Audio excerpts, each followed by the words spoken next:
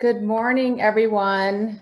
Thank you all for being here with us. We are really happy to have with us Khalia Collier, who is the owner of the Surge St. Louis women's professional basketball team and the vice president of community relations for the professional soccer team, the St. Louis City Club. I'm Lisa Gubernick. I am VP of membership for NCJW STL, and my co-host is Susan Katzman, immediate past president of NCJW.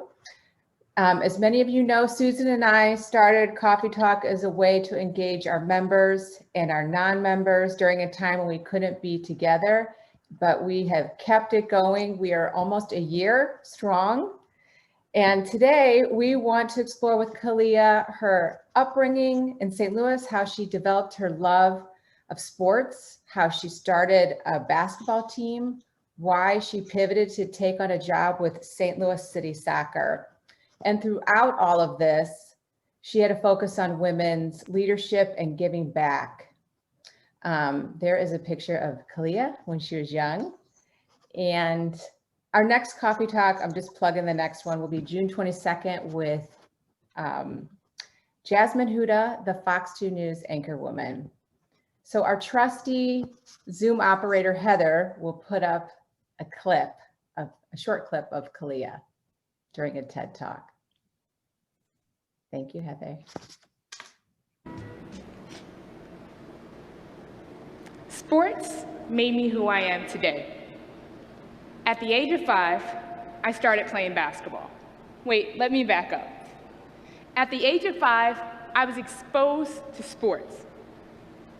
I first started with soccer, and I was pretty good at that. I stuck with it for a while. And then it was swimming, and I swear I could barely keep my head above water, but I made it. Then I jumped into gymnastics, and God knows I wasn't good at that. From there, I fell in love with basketball. And I kid you not, I didn't go anywhere without a basketball. Whether I was walking to class, whether I was going home, or begging my parents to please just take me to any gym because I finished my homework. Literally, I ate, breathed, and slept basketball in my core. And no one could have told me I wasn't going pro. Absolutely not. Fast forward into high school. I have a pretty good career. I get a full ride basketball scholarship. And I kid you not, I couldn't stay healthy to save my life. Talk about being injury prone. Little did people know, I played a little bit of golf in high school. I went from being a collegiate full ride basketball recipient to finishing my collegiate career as a golfer.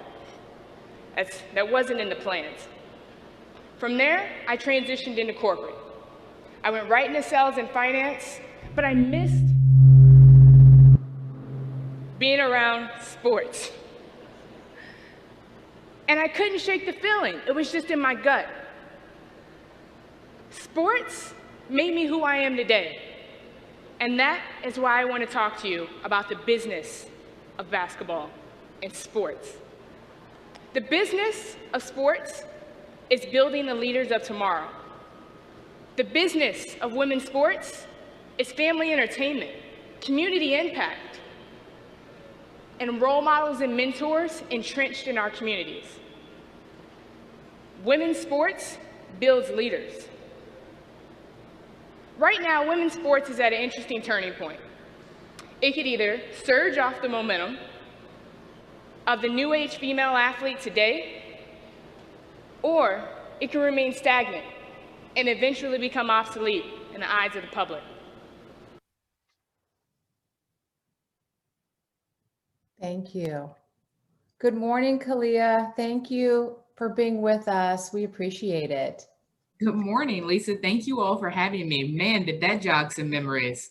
It's crazy how time flies. I'm sure. So that TED Talk told us a little bit about your growing up. Is there any more you want to add to that about how you grew up and what your parents instilled in you? Yeah, Lisa, I think what's crazy is looking back at, how I grew up and being clearly falling in love with the game at the age of 5. But what my parents instilled in me was the commitment to stick with something. Even if I didn't enjoy the sport, they made me see it through. And my mother is what my favorite quote is if better is possible, then good is not enough. And so it made me strive for excellence. And I think I was able to carry that with me. It's no think, I was able to carry that with me, and through my entire career and from where I am today. So it's definitely been a journey, to say the least. And I feel like you're so centered and you're such a confident person. Did this come from any early experiences that you had? Probably failing and getting back up. I think that's one thing that I do credit my parents with is, saying if you're going to go big, it's either go big or go home, put 100% effort. And if it doesn't work out, keep it moving. I'm not a big dweller. I'm not a shoulda, coulda, woulda. It's all right. This is what happened. How do I not repeat the same mistakes? And I'm a big proponent of I don't have to touch the stove to know it's hot.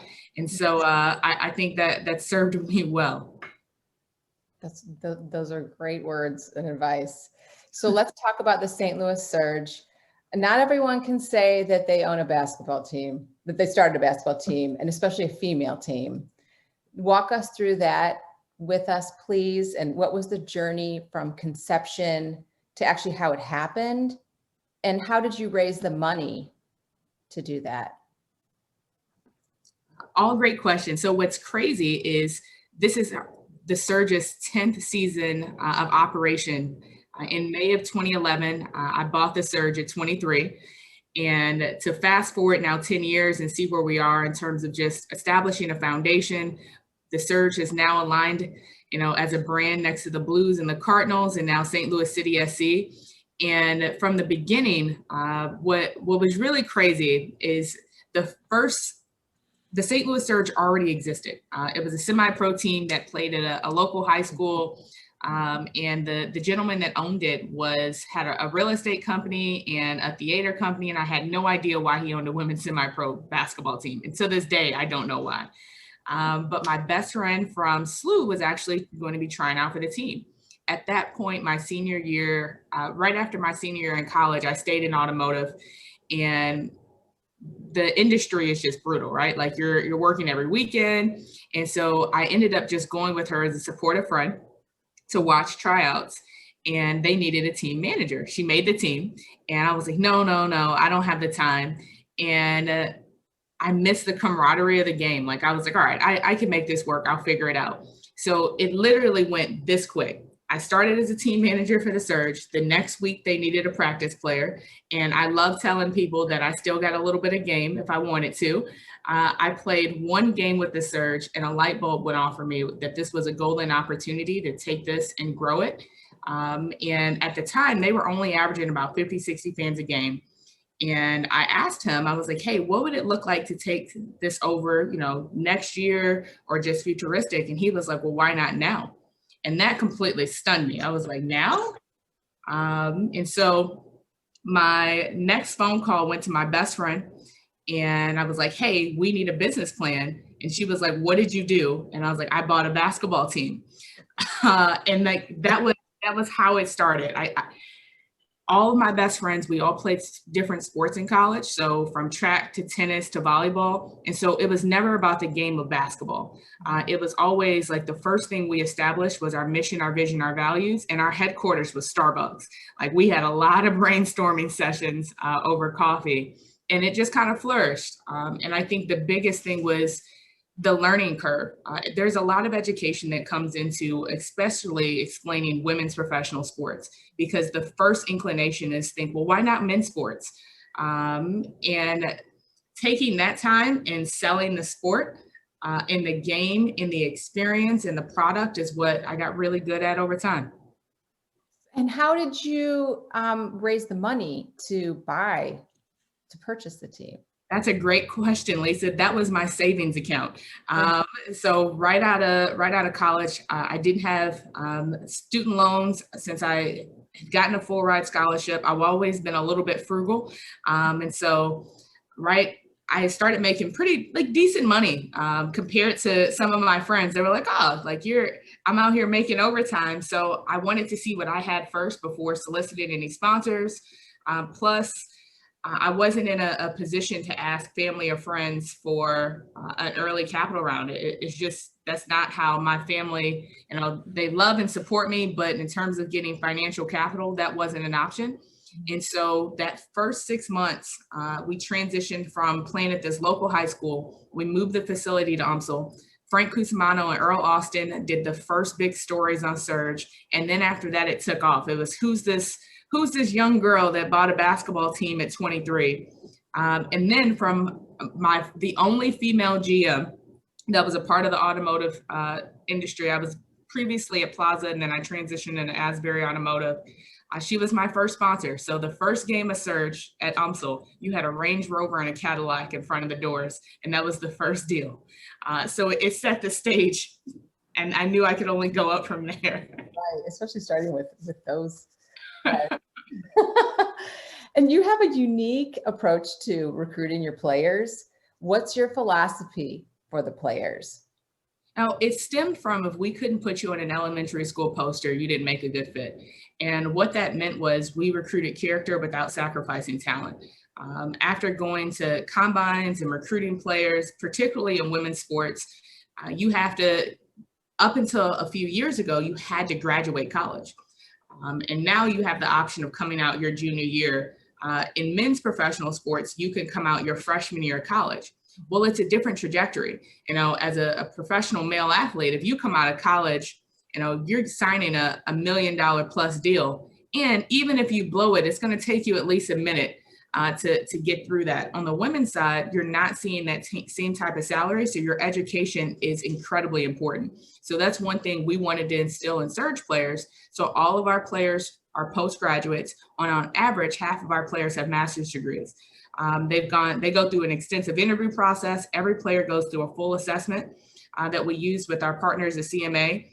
And it's designed to help you know your strengths. A lot of people focus on what they're not good at. We want to hone in on what comes natural to you. And then every player goes through like almost a boot camp during season. We build them to leave with a 750 credit score. You're going to know how to manage money. You're going to go through a home ownership program. It's not about whether you're going to buy a house the next year, but we want it to be to where by the time you get there, it's not the first time that you're ever seeing this information. And statistically, women are more financially smart. And so a lot of the guys get the big checks, but we're the ones that actually save, budget, and then build into our future. So it's just different. That's fantastic that you're giving them a well-rounded, view of the world and how to manage things outside of basketball. And have you met all of your goals for the St. Louis Surge? Not even close. I'm a big dreamer. So as we're 10 years into the game of building a foundation, now as you talk about capital, Lisa, that's a big push for me right now is taking Surge to the next level. We've established the foundation. And I wore a lot of hats for a long time. So we'll get to the pivot of City SC as well. So now the stage of we intentionally play at WashU. This would have been our 5th season at WashU. This season, it's a microcosm of a bubble next door at Fontbonne University. We wanted to keep our players safe. So games, practices, and housing are all within 100 feet radius on campus to make things as smooth as possible. We're still in this pandemic and navigating a bunch of uncertainty. And I think sometimes people think that like business is back. It's not quite there yet. But what's next is by the time we return to WashU for the 10th season milestone, when it's sold out, we have a chance to put 3,200 fans at Fieldhouse, continue growing sponsorship, and hitting revenue markers that no women's team in the St. Louis market have ever achieved. Wow. And you were able to play and practice during the pandemic. So one thing I'm really proud of, we didn't end up having a season in 2020, but I kept all players and coaches, and we grew our front office staff We continue to be entrenched in the community. We did mentorship programming across multiple school districts, and we had our first St. Louis Surge Community Day where we served 150 families with free equipment, PPE supplies, and free food. And now we'll do that again in August of this year, right before we're deciding if that's going to be the end of July or beginning of August. And so we stayed true to who we were, which kept momentum. Now that we've re-engaged sponsors, we picked up right where we left off. Wow. That is amazing that you guys were able to do that. I'm going to turn it over to my co-host, Susan, to ask a few more questions. Okay. Khalia, I've got to ask the first one. I want to talk about women in leadership and so forth, but I can't even think back to 23 years of age, but I cannot imagine buying a basketball team. Weren't you scared? I think I didn't even really realize what I was getting into, Susan, to be honest with you. I was like, yeah, I'll do this. I didn't actually get really, really nervous until I left my job. Everyone, I think, put their fear on me and asked me if I had lost my damn mind. What was I doing? I was on this, trajectory. I was the only and the youngest woman within the automotive industry. I started this trajectory with Lexus Corporate. And for me, I felt like I was young enough to couch surf. Like, I've always been really lean. If I was going to go for it, I had to go 2 feet in. And I tell that to entrepreneurs all the time. You see a lot of people that straddle the fence. And if you never truly bet on yourself, you'll never know what actually happened. And so when I made that leap of faith, hell yeah, I was nervous. Like, I was like, I hope I made the right decision. You don't go into this thinking you're about to be a multimillionaire. You go into it because of passion and purpose. And that was just the grind that I committed myself to. But you also committed all your savings. I did, which was also very risky. But the other side to that is, in the grand scheme of things, I always felt like I knew I could always get a corporate job. I could always go back to doing what I was doing. I could always, I was set for law school after undergrad. So I had options. So I had given myself, my own deadline to say, if I'm going to do this, I got to go all in. And how'd you get the job at Plaza Motors? So and what made you go in that direction? It was interesting. My senior year of college, I switched to playing golf. So I had a ton more time on my hands. Basketball, just the schedule wasn't as rigorous. And so I needed a part-time job, which ended up being a full-time job really quickly. And so I started in customer service. And so they had me, scheduling appointments. It was a nice side job while I had time, but I was killing it. So the deal was, the more appointments you schedule, you were commission-based. And so the manager at the time was like, Khalia, you've broken every record for it was 4 months consecutively. And they were like, have you thought about transitioning into our management program? And I was like, no, I'm thinking about law school. I was already studying for the LSAT. And the GM of Lexus really took me under his wing and was like, hey, you get a chance to learn finance, sales, and do a rotational program. And the program was originally going to be in North Carolina. So they created a position for me in St. Louis, and that's how I ended up staying with Plaza, which was formerly owned by the Capps family. Do the Plaza Motors people think that they should have free tickets to the Surge games? Shortly after they transitioned into Asbury Motive, but I'll tell you what, it set this perception that I was rich real quick. So you talk about fake it when you make it. So at 23, I'm driving this black on black Lexus, but no one ever knew that I sold myself my car. So I got a really good deal on it. Okay. Want to switch gears just a little bit and talk about leadership, especially for women. And where did these ideas come from for you? Who are some leaders in the St. Louis community that you admire and look up to? I've been very blessed and privileged in terms of the women that I have absolutely sought out. So initially, I started this group of Power Surge supporters. They're visionary leaders that support the evolution of women's sports. And what I found that it was actually easier for me to get men to support me than initially it was women. And so I went after female executives who I knew had similar paths that could not only empathize with like the growth struggles, but could also relate. And so that turned into meeting Maxine Clark, who originally told me that I had 15 minutes to talk to her, which turned into a 3-hour meeting and has become a friend and mentor for me for the past nearly 10 years. You talk about, she said the one thing that she appreciated out of me was that I was coachable. And it was because of Maxine. When I first started, the surge colors were a little bit green. We're a different color green. And she said, Khalia, you're the surge. Why wouldn't this be brighter? Why wouldn't it be energy? And so she didn't even know it. The next meeting, she was like, he's right. One of my best friends was a graphic designer. We rebranded the logo. And she called me and she goes, you actually listen. And I was like, yes. So that was a friendship that has been incredible and impactful in my life. Mary Elizabeth Grimes, who is the president of Marion Middle School. I do a tremendous amount within our school districts, but particularly supporting young girls of color. It's been very important to me. I have Judge Yandel, who is my foundation of keeping me to be a good person. The list goes on.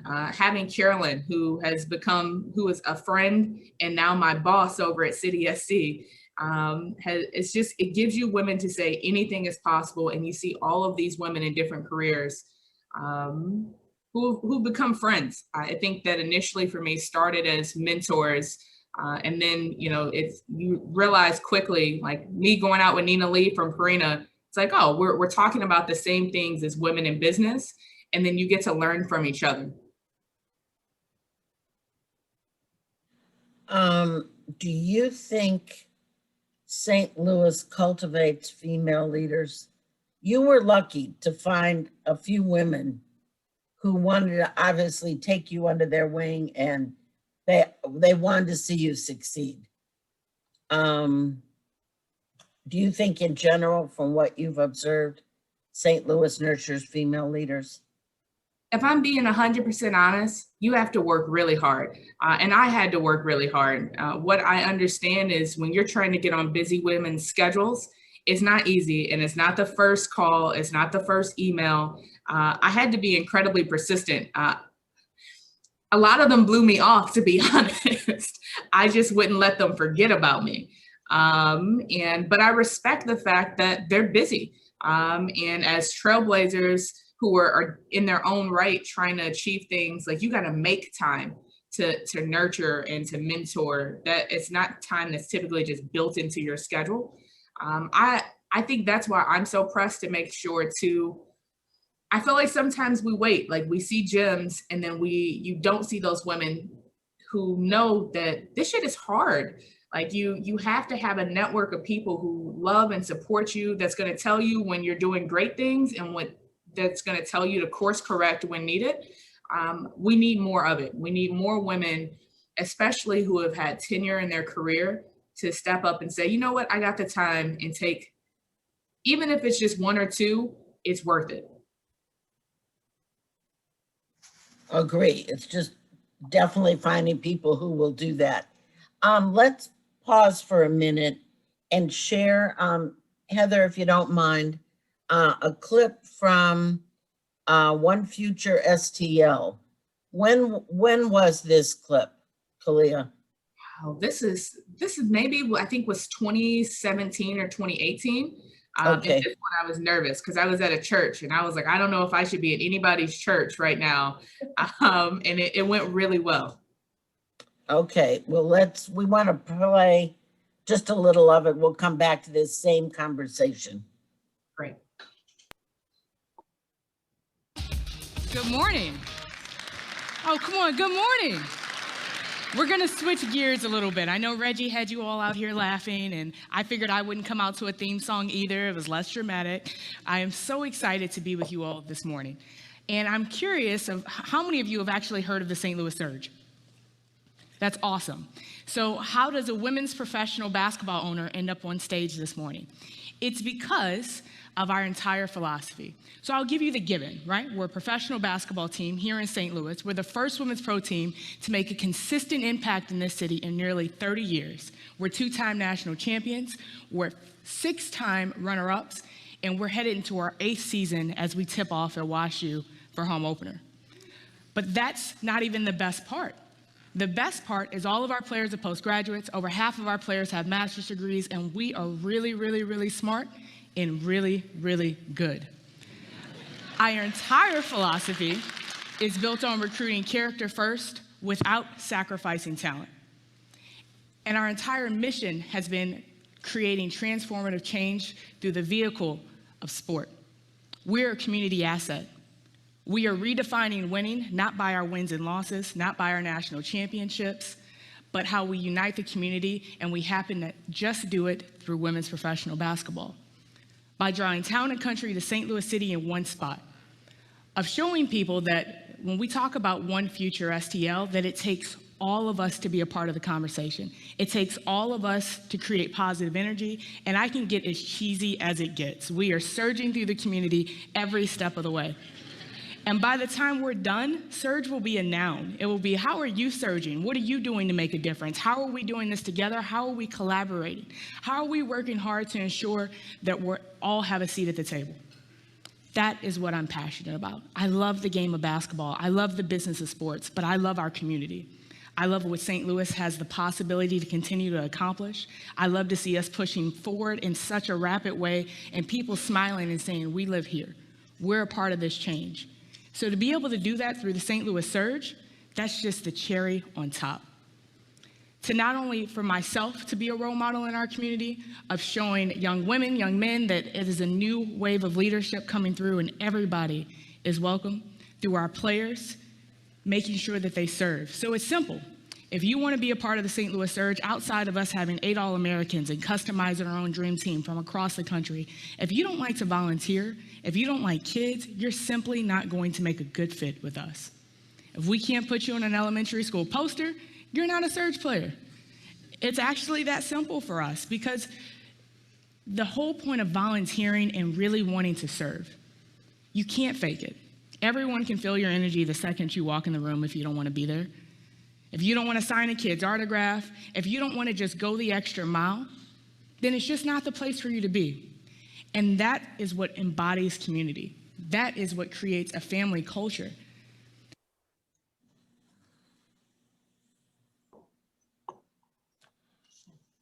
Has given me flashbacks this morning. Wow, I wish all of our leaders, male and female, had some of those same attitudes. How do you feel when you see that clip that goes back a few years? I don't know. Actually, I turned off my camera. I had to give a little fan eye because it has been a journey. But if it's one thing that I am, I'm consistent. And I think it's interesting because I believe everything that I say, just for the record. And to know that we're on this trajectory of just watching the city transform, it gets me a little choked up, to be honest.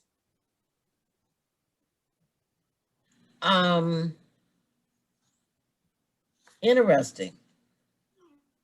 I'm thinking about your comment about watching the city transform. Yeah, it's happening. And I think that's the hard part about challenging the status quo, is that it's never easy and it's always uncomfortable. Okay. So how do we cultivate leadership in our young women? First, it's you can't be what you can't see. And so you have to show young girls what is possible. And then you have to give them the space to fail. You have to give young girls grace. I look sometimes at how we raise girls versus how we see boys raised, and it's different.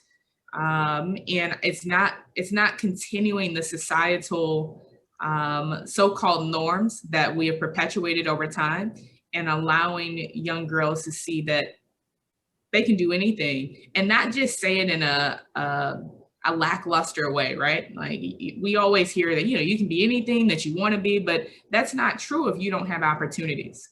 And so creating a pathway is what I think everyone has to play a role in the future of this next generation.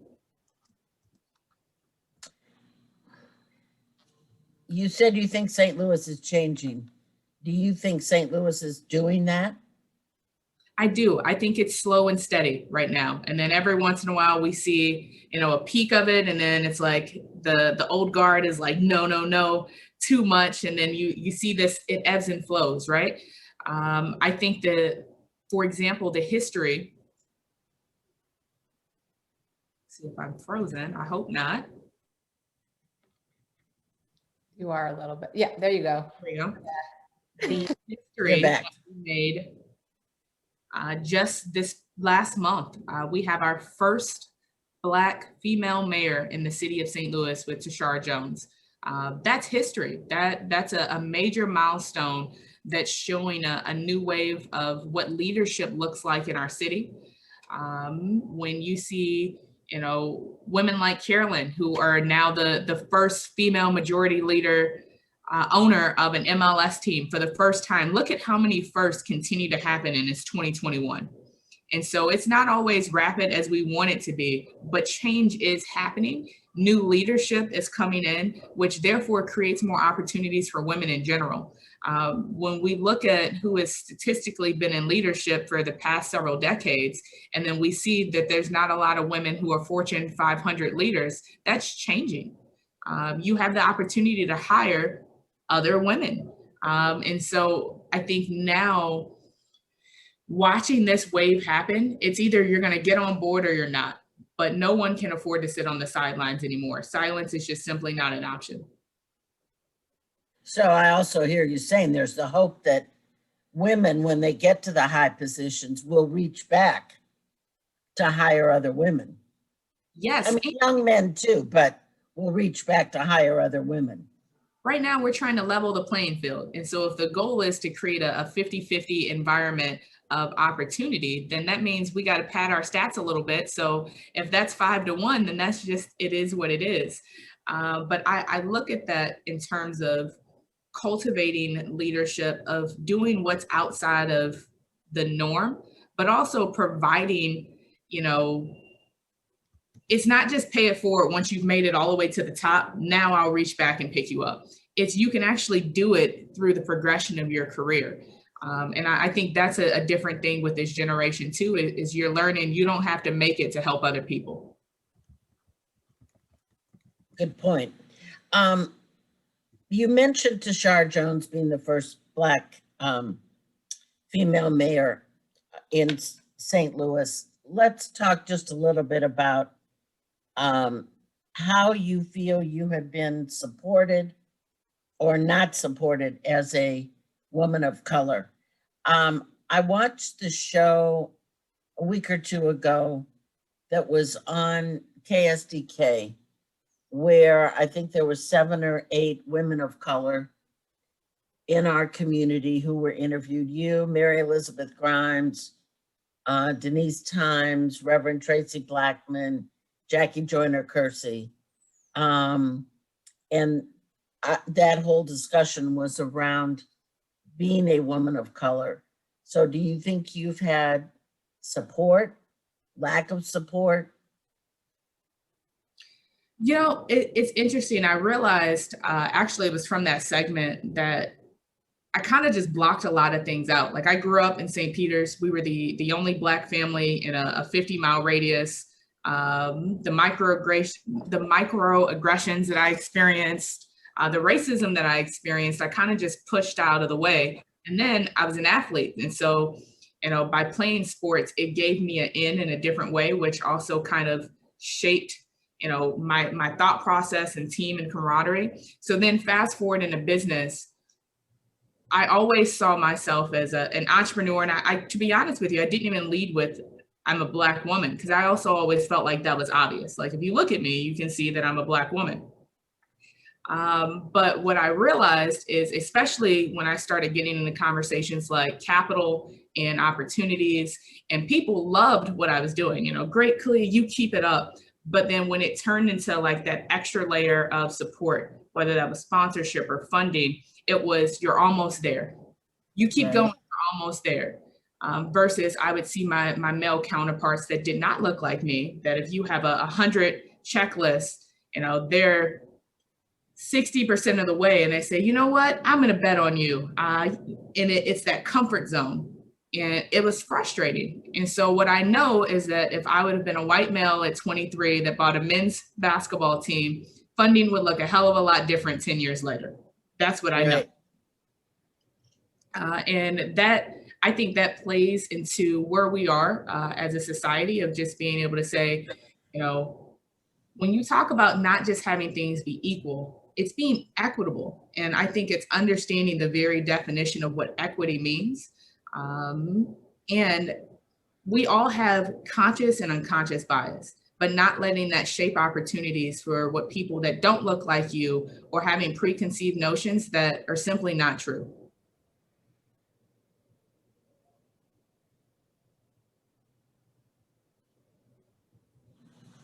Okay. I might come back to this topic. I want to go on to something else first, though. So in the middle of all this, why did you take on St. Louis soccer and this new challenge? You know, what St. Louis City has and is doing right now in our community is exciting people in a way that I wanted to be a part of it. You know, knowing Carolyn and seeing the leadership that I know of, the type of team that she wanted to build. And when she and I talked, I said, wow, St. Louis City has a chance to get it right from the start. You know, you're just excuse me, just for everybody, you're referencing Carol Kindle Best. Yes, who is the owner of the soccer. He's the owner and CEO of St. Louis City SC. And when we talked, we were like, wow, I said, this is a chance for us to get it right. For us to be entrenched in the community, to build a foundation, to build a team and a brand that the St. Louis community and region falls in love with. And then after the announcement, I remember getting chills. When you look at soccer, which is a global sport, and then giving St. Louis the chance to now be on an international stage, it takes unifying the city to a whole nother level. And so I also wanted to challenge myself. What I've done with the Surge for the past 10 years has been incredible, but to be able to do this at a larger scale and to really now do that also with resources. Like what I've done with the Surge has been like legit bootstraps. Let's make 10,000 look like 100,000. Let's amplify every dollar. But now to actually do this and get to be a part of a team, all while still owning the Surge, was a dream job I couldn't pass up. And what are your goals for that job? The start of having and being a part of MLS, which is the youngest and most diverse demographic across major league professional sports, is we're creating an inclusive environment. So talking about soccer for all, bridging the gap of soccer in communities, introducing the sport into underexposed and underinvested communities, particularly within Black and Brown communities. For those of us, you know, I'm born and raised St. Louis. And so if I go out to St. Charles, West County, you know, when you go out to Chesterfield, you see acres of soccer fields. Fast forward, driving to the city, you wouldn't even know the game existed. And so we've made this commitment as a club to be invested into the downtown West District, of revitalizing St. Louis City. St. Louis City SC is the only club that has its training facilities, stadium, and headquarters actually in the city. When you look at MLS teams, a lot of them are actually out in the suburbs. They'll have a stadium or they have headquarters that's out in the suburbs, versus this commitment shows that we have to focus within that 15 to 20 mile radius around our stadium and grow out. And then you get to tap into all different type of nationalities and ethnicities that are soccer is like. You take Cardinals fans, and then I've had the opportunity to go and experience a Real Madrid game and go to Barcelona and go to Spain. The pride that comes along with that, that's what we wanted to create. is that when you come to a City SC game, we want you to see United Nations, like, and have this home to where people are celebrated and they're coming together and they're unifying through sport. And my passion and purpose is bringing community together. And then I still get to continue that through having people, celebrate the game itself. Whether you ever played soccer, whether you ever played basketball, that's never the point. But it's promoting a healthier, more active city, getting kids to actually see all of the intangibles that they learn by having options, particularly for Black and brown kids. You shouldn't just say, hey, your sports are basketball or football. No, your sports are soccer, golf, tennis. It's having the exposure to know that any of these things are accessible to you. And we want to make sure that we're providing that to our community. So it's all about options and visibility. It is. And that's what's showing what's possible. And then having a team and a club that talks about being the future of St. Louis, a new spirit in St. Louis, and being an exceptional club and neighbor. The first thing I said is we have to know who our neighbors are to do that. Okay. We have two questions that we always ask our guests. And one is, how do you feel you've made a difference in the world? I hope just by showing up every day. I try to exude positive energy. I believe in the transfer of energy. I believe smiles are contagious. And so if I can, the Surge experience has really been my Disney World of creating an environment to where people come in and it's reflective of, all different socioeconomic strategies, from, older to younger, and giving people an experience that they can remember. And then hopefully being a beacon of change, of being this bright light that people see and say, hey, that's something I can get behind. I think that's where I want to be a game changer. That's how I want to be remembered. I don't really, as competitive as I am, if you see the players and the coaches, they'll tell you every year I expect to win a championship. That does not change. But that's not what I'm defined by. I want to do as much good as possible. You are a bright light, that is for sure. And our second question that we always ask, what are you most proud of? What I'm most proud of, I think has evolved. This past year was, I think we can all nod and say 2020 was a beast of a year. It made you pause. It made you be grateful in ways that you didn't even realize you were taking for granted. And recently, I'm most proud that I was able to weather a storm that lasted a hell of a lot longer than I could have ever anticipated. And I've been really hard on myself of being lean for a long time, of like wearing a ton of hats, wishing that we had, more staff. And then, this hits, and I was like, wow, I was actually able to go back into the reserves and make sure that I provided for our players and our coaches, and we're still able to be involved in the community. I was really proud of that, is that even in the face of adversity, where, all this bad stuff and all these headlines, that we were actually able to do good in a year like 2020 and then come out of it stronger. All while still challenging myself and then taking on this new role in October. That was completely out of my comfort zone too, where it's not about being a part of a sports team. It's, uprooting what you've been doing and then creating this opportunity for yourself of change, right? Like, I was really proud of that. And I am really proud of it. That's great. I know that National Council of Jewish Women, we're proud that we were able to keep our whole staff working during the pandemic, and we have also come out stronger because of it. So thank you for that, and we agree with you. Khalia, I have some questions for you in the chat. So are you ready? I'm ready. All right. I have Georgie Waldman and Ellen Alper asking very similar questions. And if anybody has questions, please put it in the chat. They're asking, basically, it's about your time management. How do you work full-time, manage a team, and find time for self-care? How do you manage your time is the key question here. I'm a really great compartmentalizer. And so knowing that I've established boundaries along the way, one of the best things I did for myself was start therapy in 2019. That has continued. And so I call it my mental fitness. No differently than I work out. If I'm going to hop on this Peloton in the morning, I'm going to go to therapy every 2 weeks. And so that's something that's become a core. And now I'm like the biggest proponent of mental health, because I remember I have two of my closest friends are social workers. And I was like, oh, I don't need a therapist. And they were like, Khalia, everyone needs a therapist. Therapists need therapists. And so I believe in interval training. And so that means if I go really, really hard and I'm working, 12, 14-hour days, I'm going to do that for a stint. And then I'll go back to, an 8 to 10-hour day. I never have a regular 40-hour week. I'm just not built like that. Even when I try, I can't. But I make sure I celebrate wins now.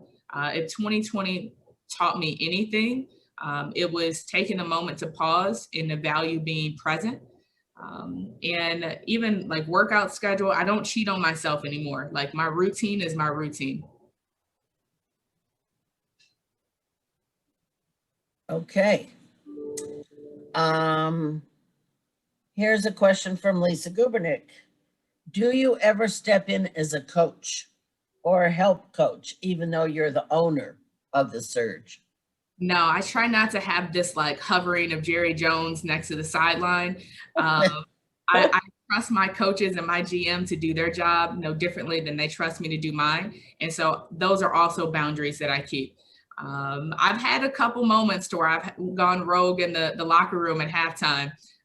Effort is something that's a non-negotiable for me. And so if I'm giving you 100%, I expect it in return. But everyone knows that like, nah, I'm best if I'm away from the sidelines.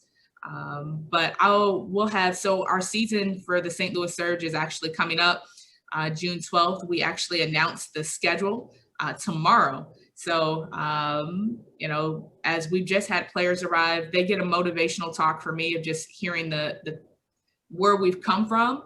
And I just want to make sure that they're invested and they understand our mission, our vision, our values. But then I leave it up to the coaches for X's and O's. Okay. And we noticed that you were very comfortable doing public speaking and very confident in yourself. So we have a question from Ellen in the chat. When are you running for office? I like to think that I have more influence behind the scenes than I do in, but I'm going to leave it to our leadership that's in place now to get the job done. And I'm here to assist in any way. I have no admirations to be a mayor, a senator, or anything of the sort. I just want to be a great community citizen and to make sure I can elevate the message that needs to be shared. Okay.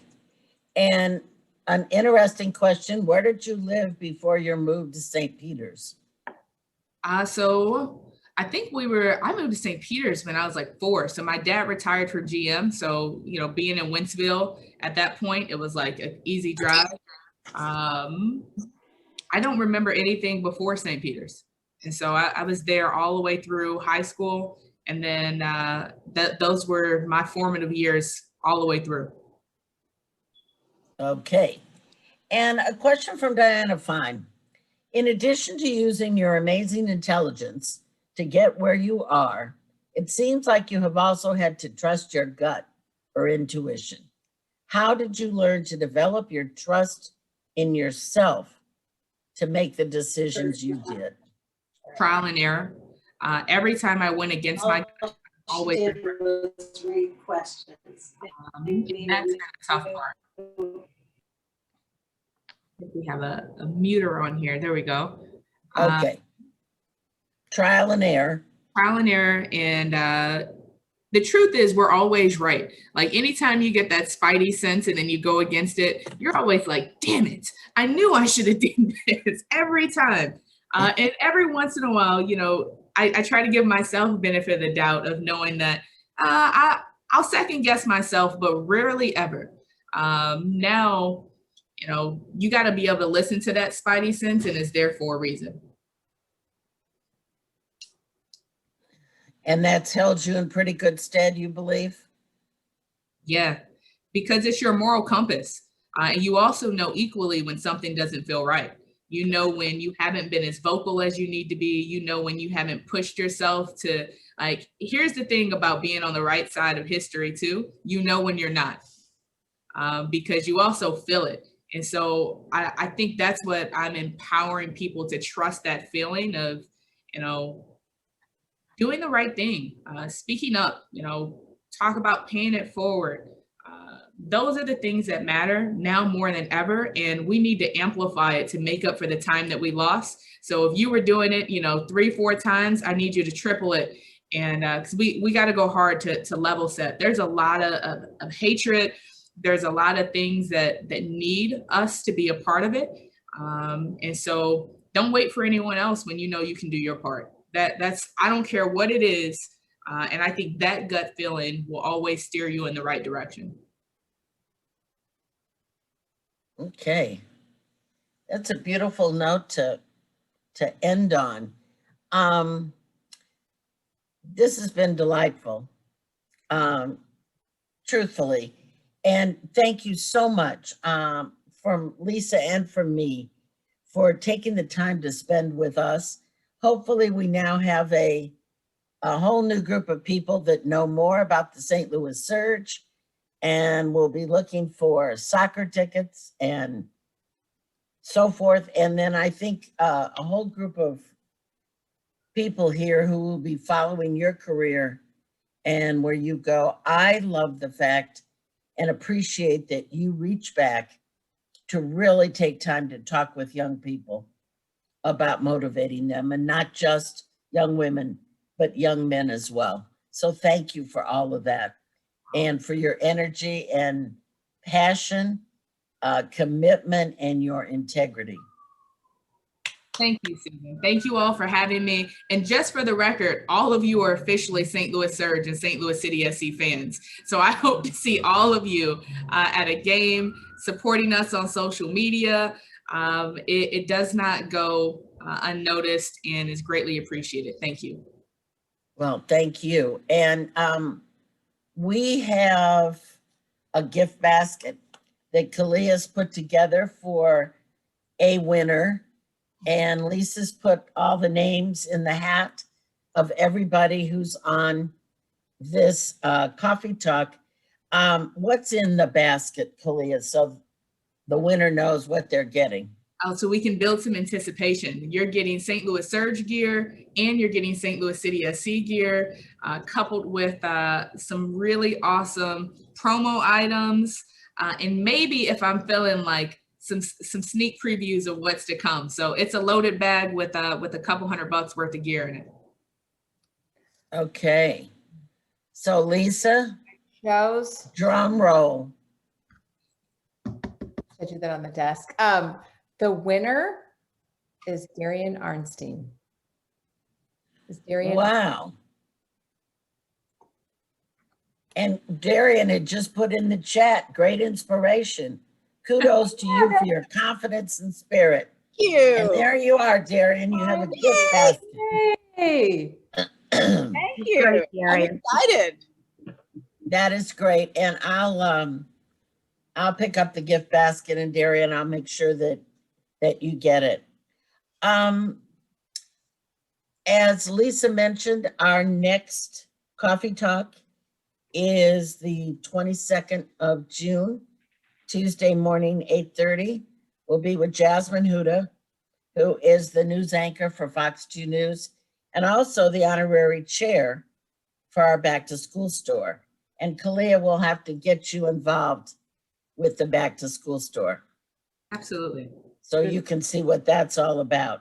And then in July, we will be back with Harley Hammerman with another topic around restaurants and food. And as always, we are sponsored by St. Louis Community Credit Union. So with that, I think that we have a 2-question survey. Is that correct, Heather?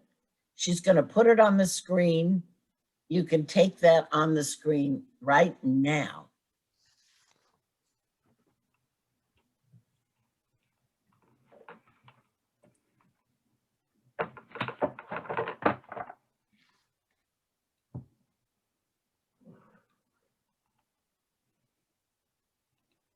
Thank you for doing the survey too.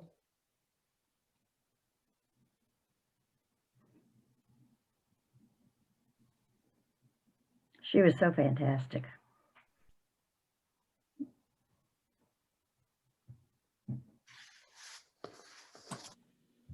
Thank you for being here this morning, everyone.